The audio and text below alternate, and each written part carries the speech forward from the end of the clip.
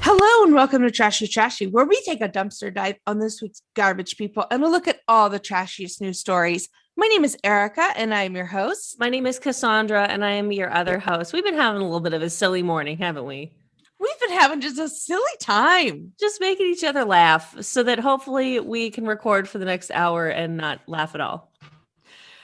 Exactly. This is serious journalism. Yeah, this is a serious podcast. And, I think we've been making too much light out of people running meth in their buttholes through Florida. So there's no room for laughter. No, because if you laugh too much, the meth is going to shoot out. Is what? That's not how buttholes work. If you laugh too much, yeah. I don't know. Yeah, you said I have meth in my urethra, or because you sometimes pee a little bit when you laugh, but I've never laughed so hard that I've shit. Although I guess if you laugh too hard, you can fart. So yeah, okay. Yeah, if you laugh too hard, it can just shoot right out. Imagine if you have something lodged up your butt for a long amount of time, it kind of does feel like holding in a fart. Mm-hmm. Listeners, write in. Write in. Let us know. We get the best listener notes. I kind of wanted to jump right into it because I'm so excited. We have so much to talk about. Why are you trash? Okay, I have a historical trash. Okay. And this just shows, I think, that I've been trash. Okay. And I stay trash, but sure. I've been trash. Past, present, and future, baby. I went to a family wedding. Okay. When I was a child, I think I was like 9 or 10 years old. And my mom and dad looked down at me, in the church pew, and they looked down, and what do I have in my hand but a handheld poker game? What? They gave you poker? I had been playing at it was a destination. It was in Texas or something. So we traveled. Mm-hmm. And at the family house that we were at, I'd been playing with this online or this handheld poker game. And I guess I just decided this is so much fun. I'm going to take it to the church. I love that. And they're like, you can't. This is the Lord's house. You love gambling now too. I wonder if it's all connected. I stay love gambling. What a weird kind of memory you just tapped into. I forgot. For our younger listeners, there used to be Game Boy, I guess, is too old too. Your Nintendo Switch that used to be smaller and connected to batteries and not the internet. And sometimes it would just be one thing, one game. And a lot of the times were card games. My grandma used to always have, I don't know, maybe she still does, but she would play gin rummy all day on one of those things. And yeah, yes, poker machine. Handheld poker machines. And I was playing 5-card draw in a church while the wedding was going on. And they were like, put that away. And I was like, but I don't give a shit about what's going on. I just want to play poker.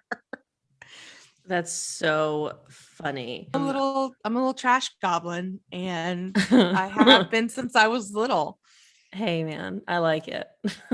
I thought of you the other day because we went to a bar. That's it.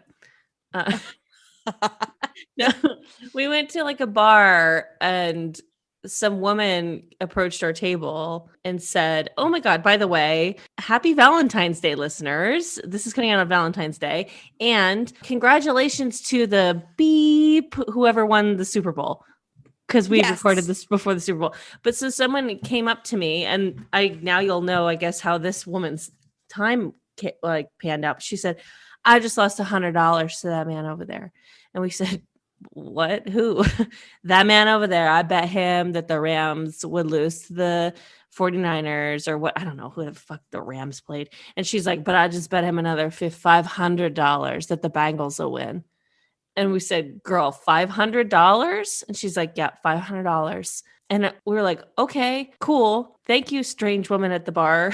Yeah. Is this, are you okay? Is this a cry for help? Are you trying to bet one of, like, we didn't know what was going on. And I thought of you because you're like one of the few people, like I have like you and one other person who, you know, gambles. Yeah. And I was like, I just forget that people like fucking gamble. I mean, that's how you get out of it is you got to double down. Like she sounded like she knew what she was doing. It does? I like you're less $100 or fine, double or nothing if they lose on the Super Bowl. Like maybe try and then you might lose more. But she said, I lost 100. I'm going to try to make 5.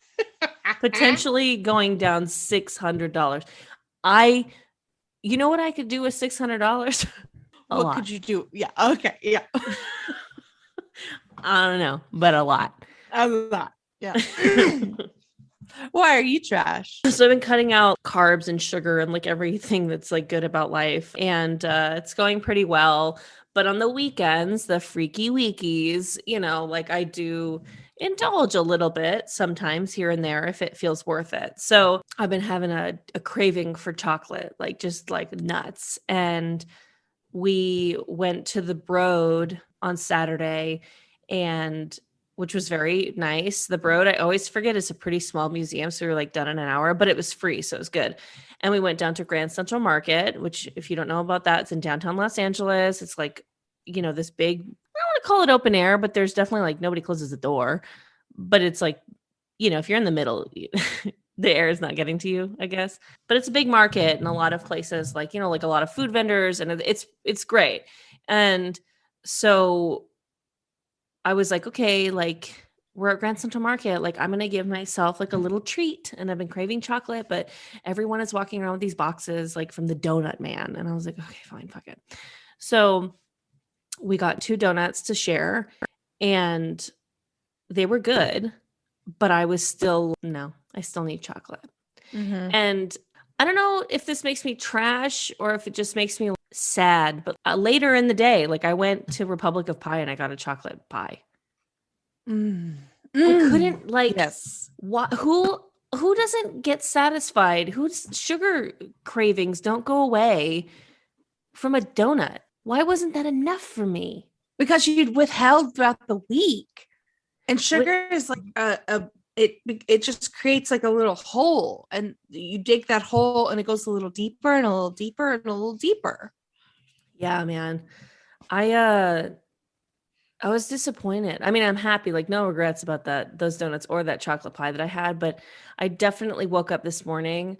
I feel fine, but I was just like, why wasn't that donut should have been able to hold me over. Right. But man, I just saw red. Maybe this isn't why I'm trash. Maybe it's why I'm a drug addict. We have some trash that we viewed out in the wild as well that I think we want to share. Yeah. I had a Facebook memory pop up. So rude, by the way, Facebook. Like so rude. Please leave me alone. Like, let my memories die. Yeah, I don't need to remember what 21-year-old Cassandra thought about her boyfriend at the time, but she was putting on social media. And I used to take the train to work, like the Metrolink train here in Southern California. And one day on said train, there was, you know, a bathroom in each of the carts. There's a bathroom. And I watched a mother knock on the door with her little son. And, you know, the person's like occupied. And she's like, no, like, can you please hurry? Like, my son really has to go to the bathroom. And the son was maybe 3-4 years old. And she was like, you know, can you please hurry? You know, my son really needs to go to the bathroom. And the person just said, you know, it's occupied. Like, I am in here and I'm hankering down, basically. Oh no. And I watched a mother pull her child's pants down and let her child urinate into a cup on a train, a moving train, in front of strangers. Whoa. Because that kid had to go. How long was the person in the bathroom? 10, 15 minutes. I mean, it was like a while.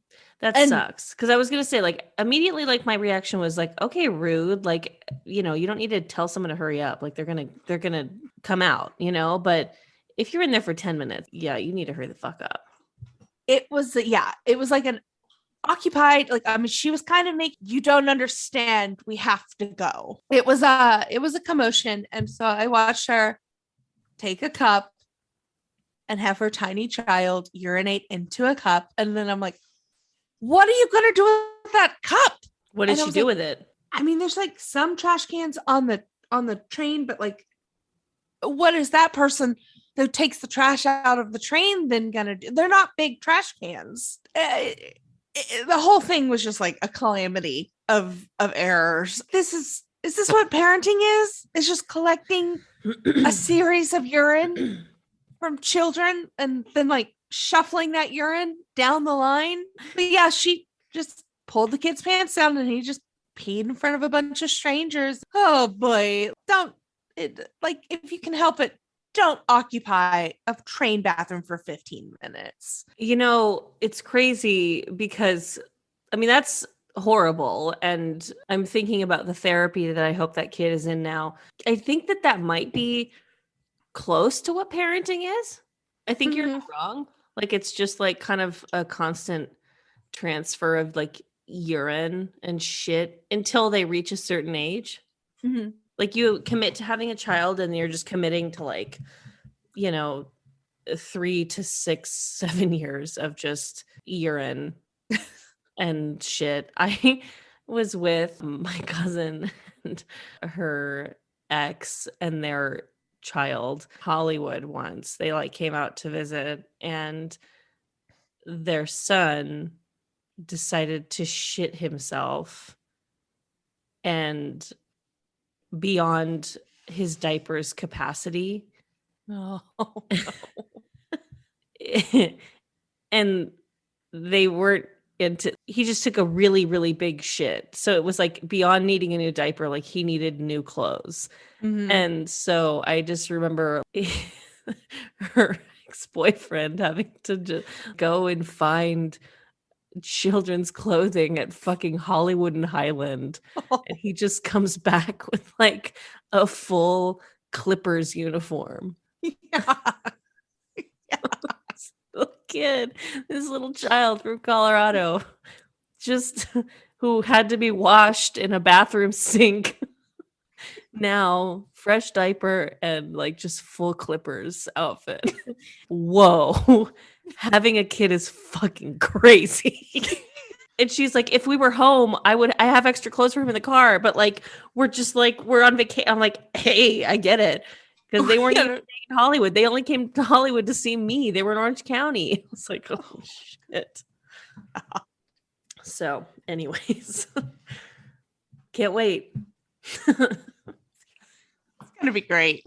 While I was getting my chocolate pie, I saw some trash in the wild as well. Yeah.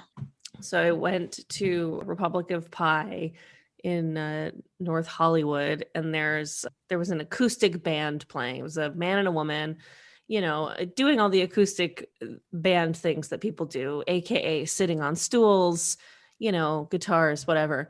And I noticed in between songs, there was like maybe 9 people there and no one was there for the band, you know?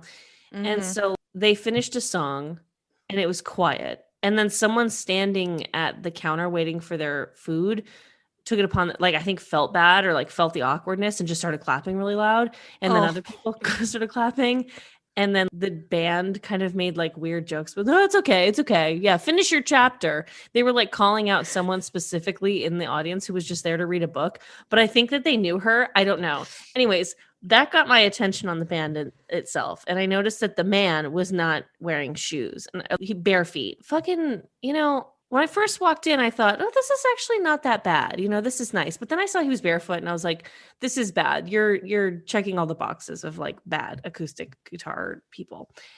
And then as they were transitioning to their next song, I saw him take one of his little bear tooties off of the stool that he, was resting on and use his big toe to just press down on his little guitar pedal to change, the sound or whatever guitar pedals do.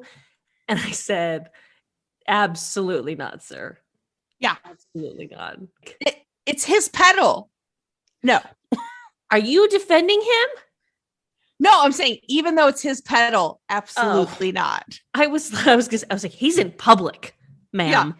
He's in public. Wear shoes. Yeah. Just wear even a flip-flop, dude. I don't need to see how you play guitar at home. And that's what that was. There was something so yucky and intimate about it. I was, no. You may not do that. Well, let's get into our first story that has to do with sound. Okay. Oh, sorry, got the hiccups. From the insider.com, a couple are suing a New York hotel for $5 million after they say severe noise restrictions destroyed their daughter's wedding. This story is pretty crazy. Yeah. So they threw their daughter a wedding at the Brooklyn Pier 1 Hotel on September 18th. And it was planned by a Real Housewife of Miami. Mm-hmm. What was she doing up there? She's just a wedding planner and yeah, I haven't dipped my toe back into Miami because it's coming out on Peacock, not Bravo, the reboot of Miami. So I haven't, but I've heard this season is phenomenal. I just haven't had the time to go back into Peacock. Hey, you don't have to be a Real Housewives expert. I thought you were, but you definitely don't have to be one, Yeah.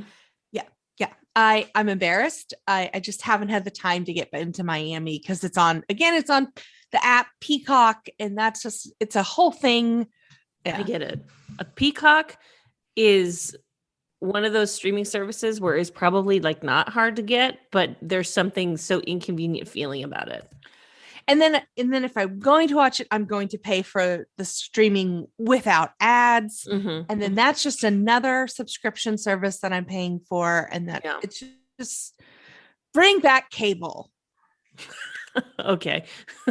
Before we jump on that, I'll just say that this couple's parents spent $150,000 on flowers alone for this 200-person event. So this was an expensive wedding. Yes, a very expensive wedding. And they were not informed that there would be these noise restrictions. That sounds like bullshit. Yeah. So they didn't allow the DJ to use any bass tones during the reception, making the volume so low that guests could barely hear it.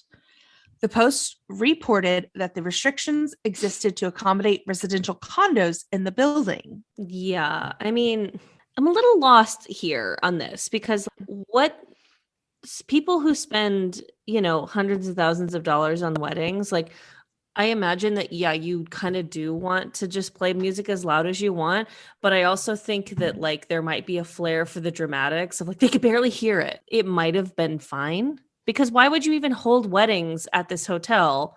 Like, why would weddings even be allowed if you can't bump music? Well, the venue only emailed them a few days before the actual event and indicated there might be a problem with the music. Oh, fuck. But they did not make it clear that they could only play the music in any meaningful way. And so the elimination of the bass and the restrictions of the decibel level of the reception were woefully low, inadequate, and inappropriate for this wedding or any wedding. Well, then they had to move to a different room too. Yes. So they took them from the main room where they were serving dinner to a space that was much smaller and dingy and didn't have enough space or tables for their guests. Man, what's the moral of the story here? Do your research on your event space because this cannot be the first time this happened. To this hotel in general, or just in general, like to all weddings ever? No, to this hotel space. This cannot be the first wedding that this happened to. So I'm sure somebody has left a bad review of this place. Yeah, totally. I actually read something on the New York Times this morning, which, not to brag, but I do subscribe. I think we've mentioned this before on the podcast, but the year 2022 that we are in right now is going to be the biggest wedding year since 1984. And there's been like advisory of do your research on your vendors and stuff like that, because it's not that difficult to get into the wedding business. And with the amount of weddings that are happening, more and more people are getting into it. And yeah, you don't want to waste a bunch of money and get fucked over. Yeah. Hell, in college, I was a wedding DJ.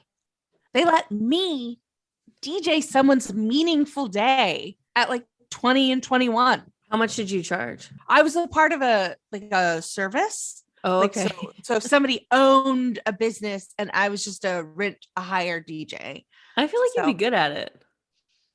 I mean, I was good at the playlist side of things, and like I can MC. I can be the master of ceremony if I'm given, this is how we want the flow of the event. But if somebody comes up and tries to change something, that's not allowed, or I don't deal well with conflict. So you didn't take requests. I did not take requests of like, we're gonna do something. I'm like, that's not on the script. You do love to officiate weddings, though, don't you? Yes, I do. So there's that. I do. Yeah. The next lady in our story is never gonna get married. Ooh, slam. Because she's married to God.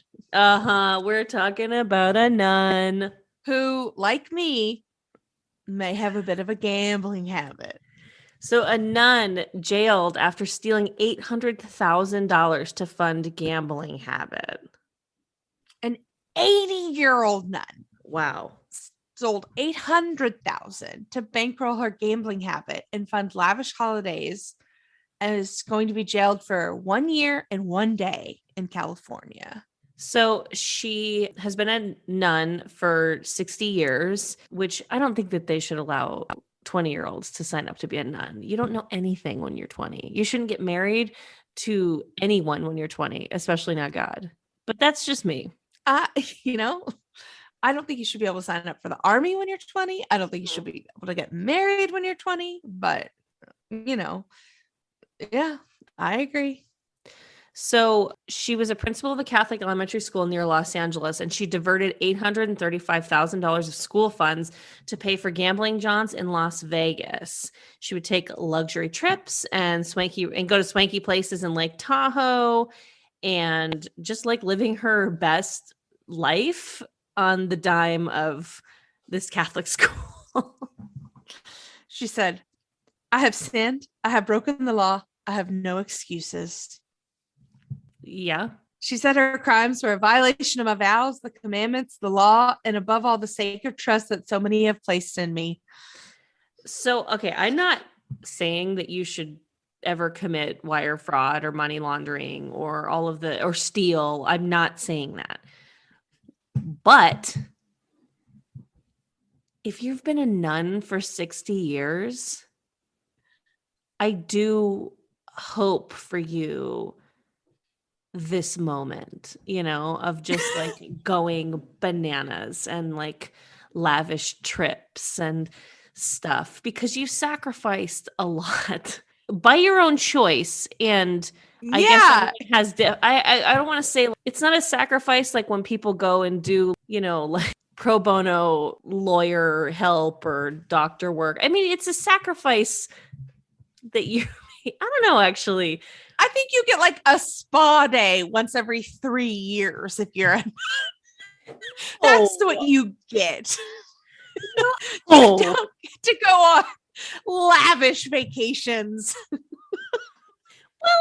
Well, it's like I'm trying to dance around this so that I don't make it sound like I think becoming a nun is a mistake. But also, I might think that becoming a nun is a mistake, but I think it's more like when people make choices that restrict them in ways. You know what? It's like me with chocolate. I have cut carbs and sweets without a gun to my head. It is a sacrifice that I'm choosing to make. I am marrying broccoli, right?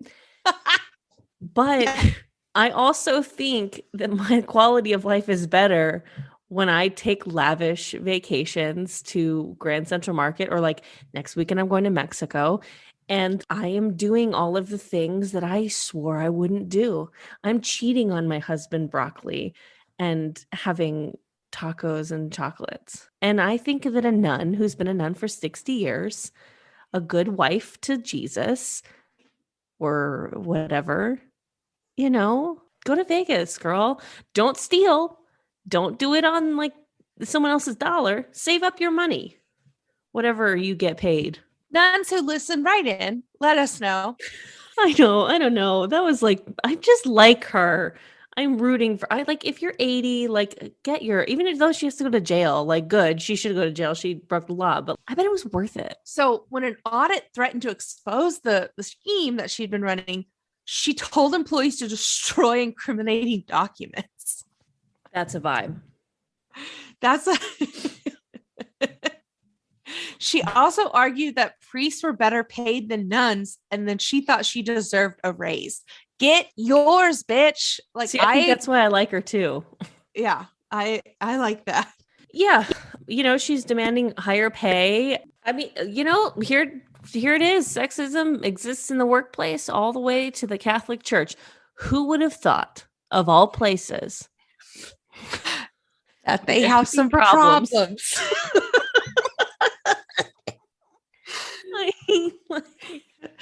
This is the first I'm hearing about it. You're kidding. A nun? A Catholic person? Oh my God. A person who was allowed at 20 to swear off life? Yeah. Anyways. Well, the judge said that she had been a good teacher for many decades, and he wrestled what to do with her. Right, because she asked if she could serve her time at the convent, because that's where she was kept since 2018 when they found out she was doing this in the first place. That's house arrest, I guess, to them. Yeah, exactly.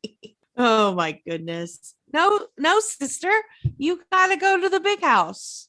No, yeah, you gotta go to fucking jail. I know you're 80 and there's probably a compassionate ward, but I'm sorry, you literally stole from children. I think she'll have fun.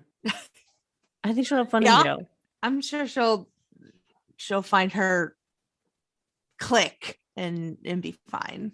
There was a nun on Orange is the New Black, which is my only reference towards women's prison.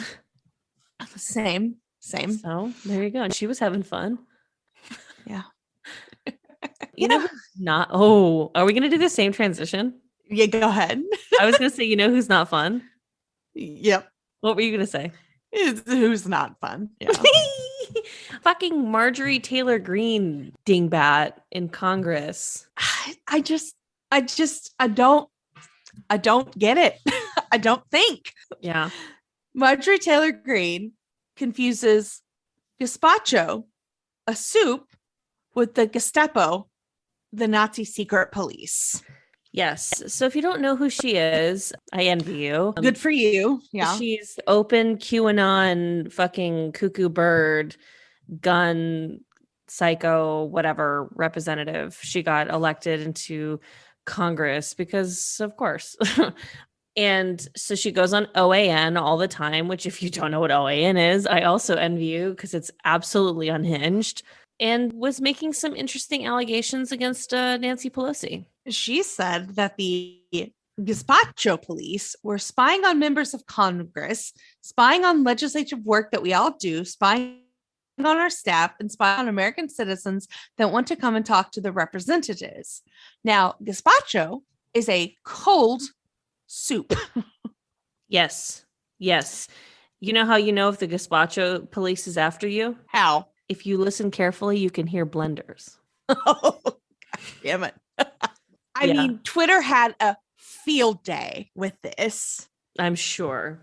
She shouldn't be saying that Nancy Pelosi has a Gestapo place either, by the way. But I figure if you're her, bringing the Holocaust up every minute that you can is probably not like weird. No, she has like a fixation and is bringing it up a lot in political discourse. Imagine she goes somewhere for like a nice brunch, like a nice, fundraising brunch. And she goes, they have gazpacho on the menu here. What kind of liberal bullshit place are we at?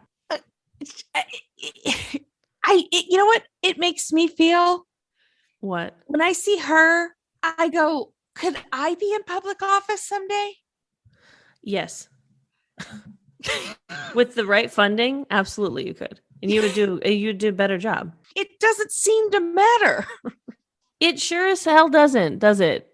People can just get away with anything, can't they? It seems like it. And again, we make all these jokes and it's been fun, but are we funding her opponent that's going to out-elect her? Like, it's very hard to unseat a member of Congress and to out-fundraise them. And to out-seat them, typically you have to out-fundraise them. You're going to a dark place right now, Erica. Sorry. I'm sorry. I'm gonna bring it back. I mean, hey, you get there if you want, but as a friend, I'm gonna put my hand out to you and be like, this isn't how you want the rest of your day to go. Yeah. Because I mean, what a privilege that we can say that, but it's best not to think about it right now. In response for a comment from Insider on her gazpacho police remark, Green, via spokesperson, told Insider, no soup for those who illegally spy on members of Congress, but they will be thrown in the goulash. Jerry Seinfeld should fucking sue her just for sport. Just for fucking sport. Because he's got the money to throw around. He does. Jerry Seinfeld could probably fund your campaign. Go talk to him. Yeah. That's a witty intern that was like, I got this one. Let me help. Marjorie, please. I can do this. Put your guns down. It's me, Dave. I can do this. I have the perfect joke. Do you remember Seinfeld? Yes, he's Jewish, but hear me out. Oh my goodness.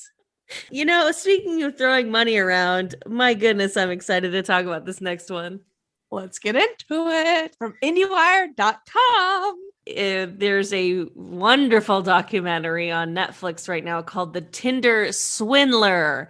I recommend you watch it. It's fucking bananas. BANANAS. The title reminds me of the 30 Rock joke, Rural Juror. Yes. The name is a mouthful, but I kept saying when I was watching it the other day, I kept saying the Arrested Development joke of blah, blah, blah, law blog.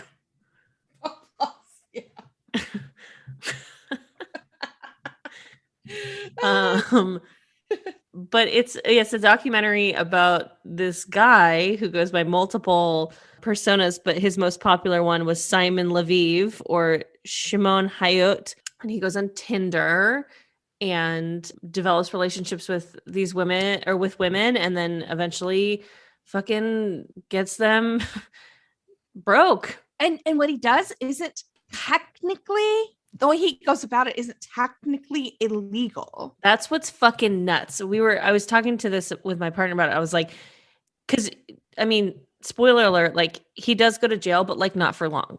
And so our story is about how he's finally blocked from dating websites because the documentary ends by being like, he's back at it, or he's back on dating websites, no problem. And so Tinder's like, we got him off. But yes, it's true. I mean, he went to jail. What he's doing is the work of like a fucking sociopath more so than, and like a con man more so than he's doing super illegal shit. Right. These women willingly provided credit cards and money to him. It's not illegal to lie. It's not illegal to lie. Now, what is illegal is to provide them with false checks that he reimbursed them with. That is the illegal part. But the way he was going about, basically, he would get money from one woman to fund the lavish lifestyle he had with another woman. It was I called it a girlfriend Ponzi scheme. Yeah. So he scammed multiple women for an estimated $10 million.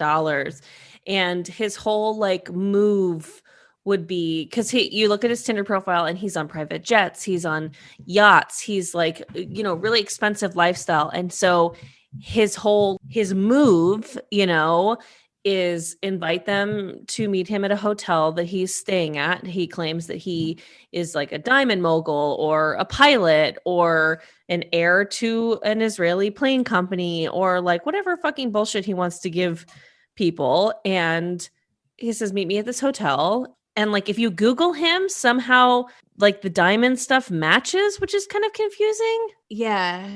But I guess it's like the perfect plan or whatever. But he'll have a coffee date with you at this hotel and he'll be like, I'm really digging this, but I have to go to like such and such country tomorrow. Come with me.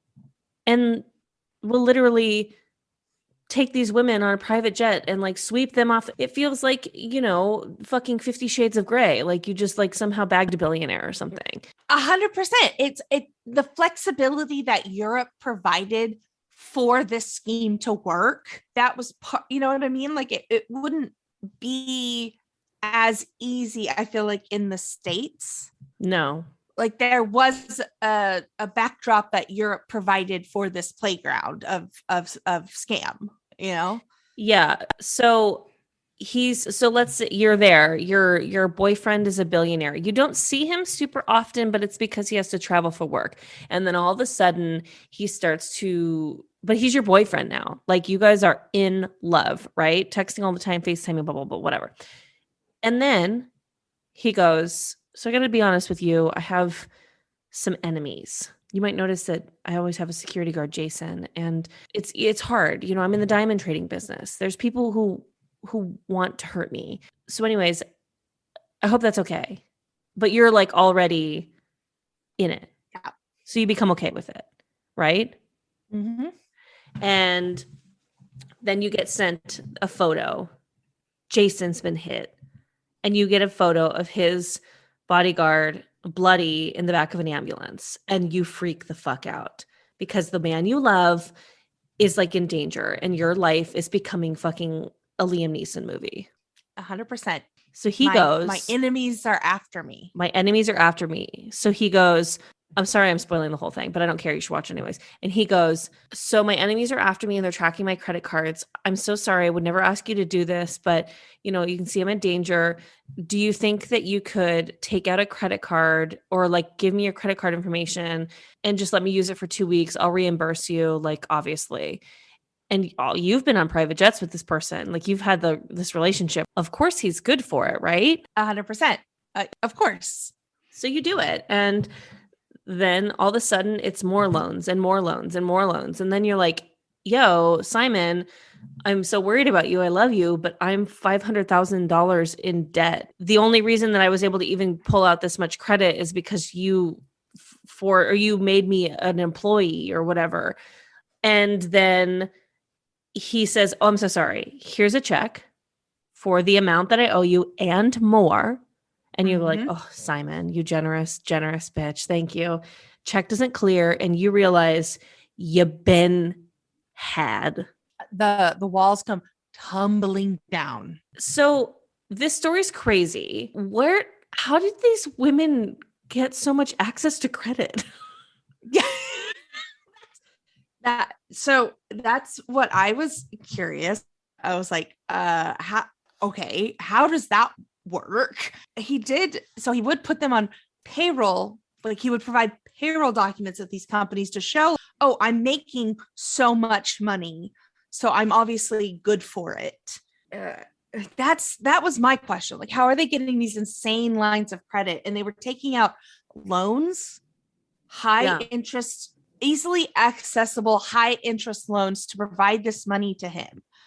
And of course, those lines come a calling like quickly, and it's told through like multiple women that this was happening to.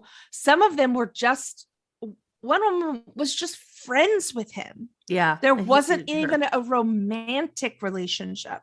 And she even fell for his guys eventually. Yeah. So fucking nuts. Apparently he's not on the apps anymore. He's not allowed to. And after this documentary, he's definitely like fucked. But yeah, I mean, his whole defense is that he was just borrowing money. If someone needed to borrow money from me, I'd be like, good luck with my Amex. Like, it's like my limit's like $2,000. Like my credit fucking is, I'm a millennial. Like, good luck. If my partner, who I've been with for 10 years, have lived with for almost 4, was like, can I borrow $1,000? My enemies are after me. I think I'd be like, well, it's been great knowing you. Love you. Good luck with all of that. Right? Like, I'd be like, enemies who? I don't want to deal with someone who has enemies. Ask your dad. Like, leave me alone. Sorry, I think we have to break up. Like, I just like, what? I don't think so. Like, I mean, tens of thousands of dollars at a time. It's just insanity. Yeah, just like being in a relationship and for like a little over a year, and then all of a sudden being like $250,000 in debt. It's fucked. It's insane. And he just continues to do this to multiple, and one relationship would be funding another relationship that he was having with it's crazy shit, man. Girlfriend Ponzi scheme. It's, you have to watch it. But a lot of what he was doing wasn't illegal, and that's what's nuts about it. Yeah, totally. Well, anyway, sorry for everyone who wants to go and watch it and thinks I just spoiled it. I don't care. I needed to talk about it. You need to watch it still. Yeah. To see how he gets away with it, and to watch the devastation of the women that were in his wake. And to see a woman that conned him back a little bit. Yeah. Okay. Yeah. Okay. So exciting. Speaking of devastation. Yes. This has been all over Instagram. Oh my God. I love it. From the Daily Mail, a €740 painting is ruined after a bored security guard draws eyes on faceless figures on his first day at the job at a Russian gallery. If you are so bored at your job on your first day, you're defacing art, you need to find a new job. Like, instantly. Instantly. Start playing like Wordle or something. Start gambling on your phone. Something. So the security guard has not been named, but is believed to be a 60-year-old who worked for a private security company. I just love this. So 2 visitors were enjoying the exhibit when they noticed the figures and reported it. He has since been fired. Yeah, of course. Yeah, I don't think you keep your job after this. No. The police have opened an investigation for the vandalism. And with it comes only a €400 fine and a 1-year correctional labor sentence. Ooh. I wouldn't tell people how much the fine is, you know? Yeah. I don't know why. Like, I think we've talked about this before. I'm like, I wish that they wouldn't say how much the bail is, because it's kind of like, you don't like want people to go like, oh yeah, it's worth it. Oh, it's totally worth it. So the painting, it kind of looks like, for anyone who hasn't seen it, imagine 3 sort of faceless figures. They all kind of like finger shaped almost, but like they're just 3 figures, and they have hair and clothes and stuff, but no facial features. Yeah. And he just thought, you know what would look better? If these sons of bitches had eyes. Yeah, he was like, oh, that's interesting. They don't have any eyes. Well, that's weird. I'm going to give them eyes. The creepiest of all the things on someone's face. I'm going to add some eyes. Oh my God. I love it. It's cute. I mean, it's bad, but it's kind of cute. They're fixing it was it. done with they're fixing it. It was done with a ballpoint pen. I mean, art is up to interpretation. Not even like going to get a paintbrush. Like, I'm going to come back tomorrow on a day where I will also be bored at work, but I'm going to bring some watercolors. I'm going to add some eyes. Yeah. Maybe he was This just is not really the first. inspired. Yeah, maybe he's like, I'm an artist. You know, Yeah. I'm a bit of an artist myself, and I got some suggestions. Yeah, I have notes. Oh my God. Let's get into our next story. For this man, I feel a little bad for him. From Fox13Memphis.com. A New Mexico man who allegedly broke into a home, took a bath, ate some shrimp, and drank a beer before being confronted by the homeowner has been arrested. And you feel bad for this man. Okay, we'll get into it. It was cold, and he left $200 to repair the window. Okay. And what about the shrimp and the beer and the water? Okay, that I think those are just gratis at this point. Like those are on the house. Why? You broke into my house. Nothing is free. He was cold. He was apparently caught in a blizzard, and he said that his family was killed in East Texas and he was running from somebody. I don't want this man in my house. All right. I'm just saying he left money for the window. You know, if we flip this story and he's our protagonist and we see his family, you know, get killed and he's running from somebody, we're going to say, oh yeah. I'm just saying, I think he could come out the hero in this story. Are you anti-heroing him? Are you literally writing the pilot already? Yes, I see him as you know, our anti-hero. Oh my God. Also, shrimp in New Mexico, yuck. No. Sorry, baby. If it doesn't have a coastline, I ain't eating the fish. I can't believe that just came out of my mouth. He was extremely embarrassed and apologetic about the situation. This almost sounds like you feel bad for him because this is like your energy if you ever broke into a house. Yeah. I'd be like, I am so sorry. I would tidy up. Minus eating shrimp because you don't eat fish. But like if it was like he ate like steak strips, I would be like, this is Erica. It's me. But it was cold. There's a blizzard. I'm going to freeze. That's so funny. Hey, it's Valentine's Day today. Are you guys going to do anything romantic or, you know, like crazy, sexy? Like, what are you thinking you guys are going to do? We have a romantic dinner. Oh, so wow. Yes. Where at? Osteria Mozza. Oh, you're going to Mozza? Yes. Delicious. Yes. Fuck. I'm very excited. Envious right now. What are you doing? We're going to have dinner at home because we're going to Mexico next weekend. But, you know, my partner loves planes. Mm-hmm. So I maybe should do something else. So does my partner. Let's get into our next story from people.com. I forgot that when they met, they talked about planes quite a bit. They did. Like little kids. Like, do you like planes? I like planes. Oh, cool. You see, that one flies? Uh-huh. This one lands on water. I forgot that. That's so funny. I watch videos about planes. They both do. Oh, I listen to this podcast about planes. Oh my God. I love a transportation bro. Yes. Winston watches videos about trains now, planes. Like he just loves transportation. He does. Oh my God, Taylor all the time is like, hey, we should do like a bike ride at Griffith Park and maybe we could stop by the transportation museum. I was like, just go. Just go by yourself. He's like, I can't wait to have a kid so I can maybe go to this transportation museum. I'm like, just fucking go. Him and Winston should go together. Yeah. God, that's so funny. We'll pack them a picnic and they can go together. How cute would that be? Yes. Okay. So this is coming to us from people.com.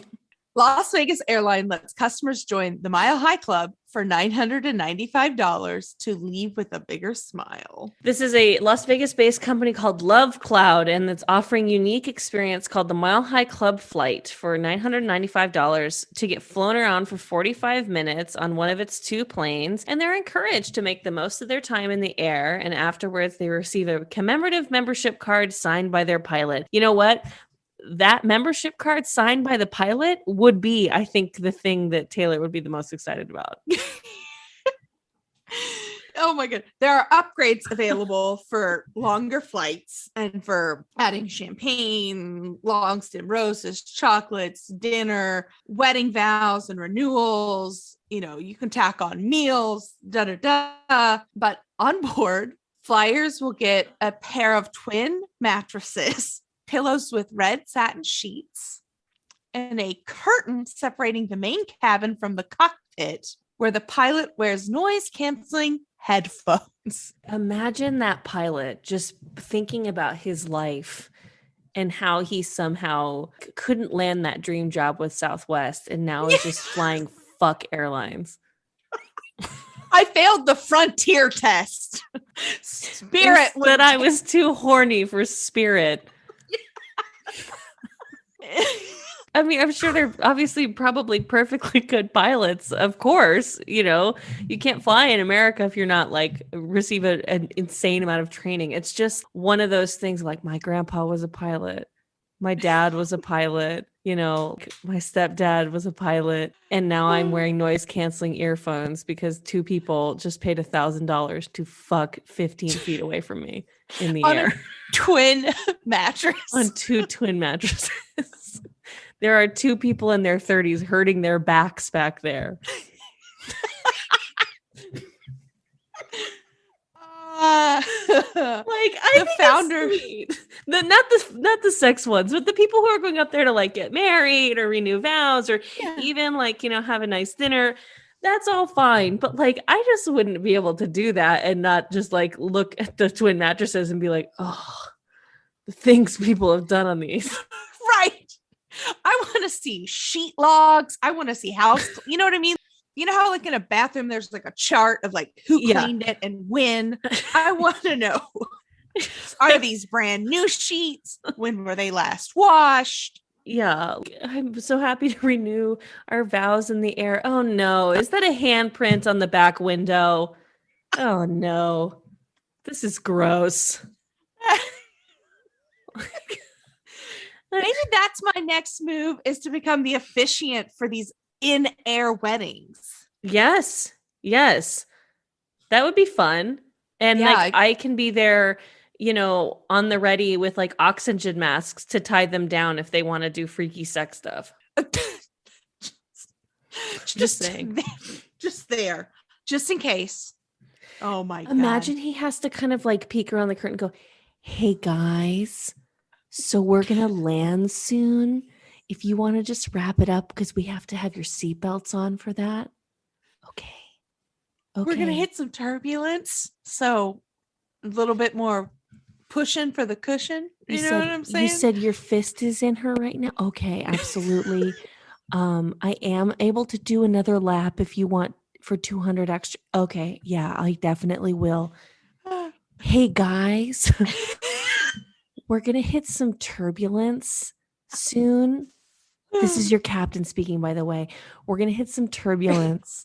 So I would just say if there's any dicks in mouths right now to maybe switch it up. The teeth need to be retracted. Yeah. It's it's fun. Our next story is also a little Valentine's Day special. Yeah. From abcnews4.com. North Carolina Sheriff's Office will arrest your ex during a special Valentine's Day special. Backed by popular demand, the Robeson County Sheriff's Office is now offering a 2022 pre-Valentine's Day special. this is brilliant, I think, because basically, if you have an ex who has a warrant, they're just basically like, who are the trashiest like dirtbag women out there? What do they want more than anything? Okay, how about a set of special edition platinum bracelets, a free face mask, some hand sanitizer? Let's give them a limo. Maybe send them over to J.C. Penney's, get some glamour shots, and put them up in the La Quinta, and then see if they'll rat out their ex. Yeah. They says freshly painted 5-star accommodations with 24/7 security, aka we're gonna keep you safe because you just ratted out your ex-boyfriend. No, I think they're referring to jail as 24/7 security. Oh my God, am I so stupid? I think they're describing jail by saying state certified chauffeur is a cop car. Free glamour headshot is a mugshot. I am so fucking stupid. I swear to God, I thought they were trying to incentivize the women to come forward. Yeah. They were like, rat out your ex and we'll give you guys like some like Swarovski crystal bracelets and shit. But I get it now. Platinum bracelets is handcuffs. Yes. Like, oh my God. Glamour headshot is your mugshot. Yeah. I'm fucking stupid. This is why fucking police stations shouldn't be being funny on Facebook. If this offer is too good to pass up, call 910-671-3100 as operators are standing by. The way I'm shook to my core that I did not get that joke. I would be the person on Facebook commenting, why are you giving away all this free shit? With our tax money? I swear to God. Oh my God. Oh, what the fuck? What's the free face mask? Oh, because they put a mask. A mask on him. Yeah. Oh my God. I'm so dumb. That's fucking hilarious. Okay. And a unique Valentine's Day dinner. Wow. Another one more love story. Yes. Woman who wants to marry a ghost says they're arguing over a wedding date. You know, this isn't our first woman who wants to marry a ghost story, but I think the last ones they broke up. This one, you know, they're not doing so hot. Wedding planning can be really stressful. Yes, it takes two, and you have to be in sync, and you have to discuss things, and there's compromise. This comes to us from metro.co.uk. So it's a long story. We can't read all of it, but when I say that it is so fucking bonkers, I don't know, man. Like, is she fucking with us? Because like, so she is in love with a Victorian soldier who comes to her mostly in the shower and gives him her impressions of himself. And she wants a summer wedding, but he hates the heat. And he like writes notes to her on the window in the fog, or like, it leaves the impressions. Imagine like her first dick pic from him, just walking out of the shower and just seeing like a dick printed on your fuzzy mirror. Mm-hmm. They can't find a church to marry them because they've been threatened with exorcisms. Yeah, babe, it might be time to consider doing a backyard wedding, since you're marrying a fucking ghost. Yeah. But the attendees include Marilyn Monroe, Shakespeare, Elvis, and other famous dead people. So I think they've booked Shakespeare to do some sonnets. Yeah. So he's volunteered to do some sonnets. The big problem that I see is that the best man is stuck in hell. I was fucking howling when I read that. Like, oh my God, it's just like ghosts. They're just like us. Yeah. Oh, we got the best man stuck in hell. You know, it's going to be hard for him to make it to the wedding. Imagine the audacity. Like, your friend comes over for wine and like, hey girl, like, what's up? Ugh, I am up to my fucking elbows in wedding planning, girl. This shit is so stressful. First of all, we have a combination of like dead or living guests, which I don't know how to send the save the date to a ghost. Mm-hmm. And can't find a venue to save our lives because everyone wants to do an exorcism on me. Oh, yeah. It's just, I mean, yeah, my job's been stressful. But more about you. Yeah, like I just heard that like my grandpa passed away recently, so it's like, oh my god, yeah, he wants to on the invite list too. Is that too mean? That's dark. The way that he proposed was particularly romantic. She woke up with a ring digging into the side of her face, then went back to sleep and the ring was gone, and he just wrote question mark on her mirror, and then she didn't get it, so she went to work or whatever, and then the next day she woke up and the ring was there for real. Curious, isn't it? I mean, she felt like a bee stung her because she like rolled over on her face and she like rolled over on it. I just feel like that could have been a more romantic proposal. I'm not here to like proposal shame. Like everyone has their own love story, but I don't know. Yeah, I mean, like, you're a ghost. The best you could do is just put the ring on her pillow loose. Yeah, it's kind of like step it up. You've had hundreds of years to think of something. Yeah. I don't want to shame anything. I know that you don't think that the sex doll that one guy married deserves rights. How do you feel about the ghost? I mean, if he can't, I don't want to be ableist and say if he can't sign papers, because like some people are physically restricted. So I don't want to take like an ableist stance, but girl, if he ain't paying taxes. I knew you were going to go there. I'm not a Republican, but if he ain't paying taxes. In case like our emergency contact, in case of emergency, contact the looking glass on my hutch. There's a Ouija board.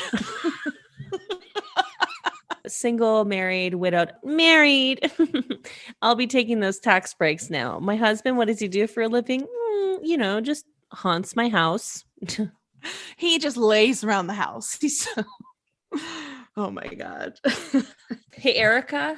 Yes. Are you ready? Oh, I'm ready. It's time for the dumpster fire of the week. Oh my God. Oh, this dumpster fire comes to us from my favorite website, consequence.net.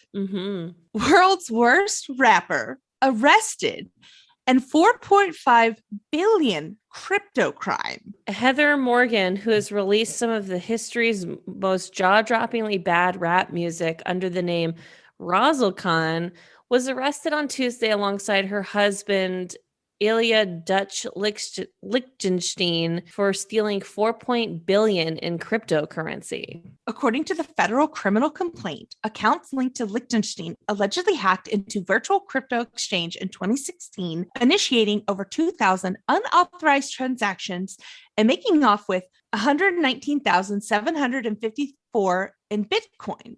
Later, Razzle-Khan and Lichtenstein purportedly launched the funds through a series of crypto wallets. At the time of the theft, it would have been around 71 million. But due to Bitcoin's soaring valuation, it could net them 4.5 billion today. So crypto's like confusing to me, and that is not an invitation for it to be explained. Okay. If it's just something that we assign value to, who says you can't steal it? Like it seems lawless. So it's actually uber secure because of the blockchain. There's a record of it. That's all I'm going to say that I know. But like there's a record of every transaction. Okay, but so you've acquired all this Bitcoin. Like they stole a bunch of Bitcoin. Like then they just cash it in for US dollars in order to actually spend it. Yes. So you would have to sell the Bitcoin. That's fucking dumb. That's fucking dumb. Like, honestly, you're oh God, whatever. I don't want to open myself up to this. So it's fine. I don't need to understand it, but I just think it's fucking dumb. It's just, I feel like we need to understand it because it's the rich are doing it and they're going to trick us, the poor, and evolve. And I don't know. It's fucking stupid. Okay. So this person who's sounds like their entire wealth was taken off of stealing she releases dog shit rap. But she's also been like in 55 articles in Forbes and like seen as like this money mogul, which like surprise, surprise, everyone's favorite money moguls turned out to be like giant criminals. Mm-hmm. She self-described herself as Genghis Khan, but with more pizzazz. Gross. Some of her rap stylings go, rather be taxidermy class, prefer Vietnam over France. That's no rhyme scheme. Rather be taking a taxidermy class. Prefer Vietnam over France. Yeah. No, that doesn't rhyme. Doing my jerk off dance. Looking like a gay male stripper. But my synesthesia world is even trippier. Stripper. Trippier. Her syllables often land just behind the beat, keeping time like a waterlogged wristwatch. My favorite thing about this article is that it spends most of the time just roasting her raps. Because, well, how much can we really say? I mean, she stole a bunch of fucking Bitcoin. She's going to the jail now. Going to the jail now. Idiot. She's going to jail now. Yeah, just why not just roast the shit out of her raps? We'll link the article so you can watch the videos and clips. But she forced our wedding guests to watch her perform a hip hop song. Half a dozen people carried her into her wedding reception on a Moroccan palanquin to the tune of Final Countdown, like a bargain bin Cleopatra. Imagine being carried into your wedding, A, and then B, coming in like, da-na-na-na. Like, are you about to fight your husband? Yeah. You guys about to box? Yeah. I love it. Hey, are you hoarding anything? Yes, I am hoarding. You know, we talked about it a little bit. The Tinder Swindler. I think everybody should watch it. Yeah, it's good. But yeah, I think everybody should watch it. You'll think, how are these people this dumb? But then love scams are love makes you dumb. Love makes you dumb. Love makes you dumb is what I'll say. Yeah, I mean, we talked about it a lot, but like, I just think you need to watch it to understand the progression and how this worked. What are you hoarding? As love is being dumb, love is also blind. Yes. The pods are open. Oh my God. The way I shrieked when I was seeing that there was a second season of Love is Blind. I only have seen the first episode so far. I think there's 3 out right now. Oh, I want to cancel all my plans. I don't want to do shit. I just want to watch and watch and watch. This season's already bonkers. And Netflix, you just done it again with these social experiments turned reality shows, and people agree to do them. And then here I am watching, being like, oh, these people are so stupid. But then there's a little love story and you're like, oh, that's nice. So I'm just fucking, just watch it. If you haven't seen Love is Blind season 1, get a life and watch it. And then watch, the episodes like after the whatever that we've talked about on this podcast, and then start season 2. You have to do this. You have to. So I've already watched all 3 episodes that are out. I can't wait till you watch them so we can discuss. Yes, some people like I have strong feelings about what's happening, and I think you will as well. Oh my God. And yeah. Okay. What are you throwing out? I'm throwing out apologies without action changing. Oh, because that does absolutely nothing. Those are just words. Those are just words then, baby. Those are just words. Yeah. I'm sorry you've been wronged. It's just like as a general concept, like as a humanity, just watching The Bachelor this week. And okay. not like it didn't happen to me, but just it's affected you. It has deeply affected me, but just in historical context in my life. Like, you can apologize, but if your actions don't change, then what did we do here? Yes. So, yeah, that makes me think of another great reality show on Netflix called Too Hot to Handle. And when the couples that keep hooking up and costing everyone money keep apologizing and don't change their actions. 100%. 100%. My whole life revolves around Too Hot to Handle, Love is Blind, in The Circle, essentially. The way my life stops for any of those shows dropping new seasons. Yeah. What are you throwing away? Doing the dishes. God, so tedious. Ugh. And it's every day. Every fucking day. We cook so much. So of course, my partner's mom has 2 dishwashers. And at first I was like, that's excessive. But now I get it. Always a clean, and there's always one to get loaded. Yeah. I'm so sick of it. Like, our kitchen's full of dishes right now. And I deep cleaned our kitchen yesterday, but like, we had to cook. And so it's full of dishes. I just don't want to, I'm tired. I don't want to fucking do them anymore. I'm sick of it. Yeah. Well, other than in the kitchen doing your dishes, where can the people find you? At Cass Cardenas on Instagram and Twitter. Where can they find you? At Iconic Erica Curry on Instagram and at Gilly Gal on the Twitter. And you can find this podcast at Trashy Pod on Twitter and on Instagram. Tell your friends. Yes, it helps the podcast grow. And you can always, what helps us grow is leaving a review on iTunes or on Spotify. Now has a rating system. It helps us climb the charts and more people discover it. And if everyone that listens left a review, we would be in such great shape. Unless they were bad reviews. Yeah, at that point, don't leave a review. Send us an email and we'll talk about it. Yeah, we can talk about your qualms. Make a decision on whether or not we're making a mistake, or if maybe you just shouldn't listen to us. But if you like us, leave a review. That'd be great. And that email is trashytrashypodcast@gmail.com. We also have an adorable little website, trashytrashypodcast.com. You can tell us why you're trash, and you can submit stories. We love when you guys do that. And we love you, trash cans. Hey, Cass. What's going on, girl? Stay garbage. You stay garbage, girl. I will. Bye-bye. Happy Valentine's Day.